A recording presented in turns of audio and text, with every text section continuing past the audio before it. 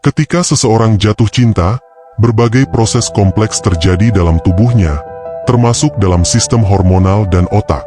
Perjalanan cinta ini melibatkan sejumlah hormon, neurotransmitter, dan bagian-bagian otak yang berbeda, yang bekerja bersama-sama untuk menghasilkan perasaan yang mendalam dan intens. Tahap pertama, yaitu pemikiran dan persepsi awal. Ketika seseorang pertama kali merasa tertarik pada seseorang, berbagai area otak terlibat dalam proses ini. Bagian otak yang disebut korteks prefrontal berperan dalam menilai informasi yang diterima dari lingkungan dan menghasilkan reaksi emosional awal. Selain itu, amigdala, yang terletak di dalam lobus temporal, juga menjadi aktif. Amigdala bertanggung jawab atas pengolahan emosi, terutama emosi yang berhubungan dengan dorongan dan keinginan, sehingga membantu dalam menandai pengalaman yang penting bagi individu. Tahap kedua, yaitu produksi hormon. Ketika ketertarikan awal terjadi, tubuh mulai memproduksi hormon-hormon tertentu yang berperan penting dalam menyebabkan perasaan cinta. Hormon utama yang terlibat adalah dopamin. Hormon ini terlibat dalam pengalaman kenikmatan dan hadiah. Ketika seseorang jatuh cinta, tingkat dopamin dalam otak meningkat, menyebabkan perasaan senang dan kegembiraan yang terkait dengan melihat atau berinteraksi dengan orang yang mereka cintai. Oksitosin, hormon ini sering disebut sebagai hormon cinta, karena peranannya dalam memperkuat ikatan sosial dan afiliasi. Oksitosin dilepaskan dalam jumlah besar selama kontak fisik, seperti pelukan, ciuman, atau hubungan seksual. Hal ini memperkuat ikatan antara pasangan dan meningkatkan rasa kepercayaan dan kenyamanan satu sama lain. Serotonin, hormon ini juga memainkan peran penting dalam regulasi mood dan emosi.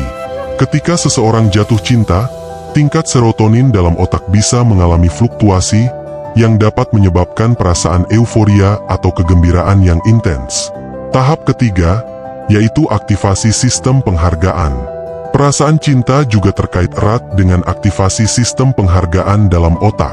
Sistem penghargaan ini melibatkan area otak seperti nukleus accumbens dan jalur dopaminergik yang terlibat dalam memproses perasaan nikmat dan mengatur perilaku yang berkaitan dengan hadiah.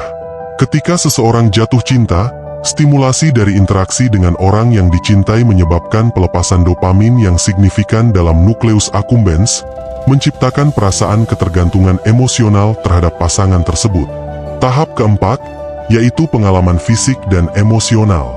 Selain reaksi hormonal dan aktivasi otak, ada juga reaksi fisik dan emosional yang terjadi saat seseorang jatuh cinta. Beberapa dari reaksi ini termasuk peningkatan denyut jantung. Ketika seseorang berada di dekat orang yang mereka cintai, denyut jantung mereka cenderung meningkat. Ini bisa disebabkan oleh peningkatan aktivitas sistem saraf otonom yang mengatur fungsi-fungsi otomatis tubuh seperti denyut jantung dan pernapasan. Perasaan euforia, orang yang sedang jatuh cinta sering melaporkan perasaan euforia atau kegembiraan yang intens.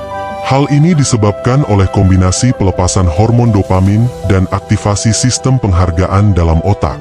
Perubahan perilaku. Seseorang yang jatuh cinta mungkin juga menunjukkan perubahan dalam perilaku mereka, seperti meningkatnya minat dalam aktivitas yang dilakukan bersama-sama dengan pasangan, atau perasaan ingin melindungi dan merawat pasangan tersebut. Tahap kelima, yaitu pembentukan ikatan yang lebih dalam. Seiring waktu, perasaan cinta dapat berkembang menjadi ikatan yang lebih dalam dan berkelanjutan antara dua orang.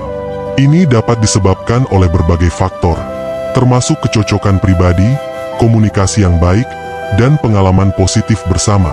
Proses ini juga melibatkan perubahan biologis dalam tubuh, seperti penurunan tingkat hormon stres dan peningkatan produksi hormon-hormon seperti oksitosin yang memperkuat ikatan sosial. Jatuh cinta adalah fenomena yang kompleks yang melibatkan interaksi yang rumit antara hormon, neurotransmitter, dan bagian-bagian otak yang berbeda. Meskipun banyak dari reaksi ini dapat dijelaskan secara ilmiah, pengalaman cinta juga memiliki dimensi yang sangat personal dan subjektif, yang sulit diukur atau dijelaskan secara tepat dengan bahasa ilmiah saja.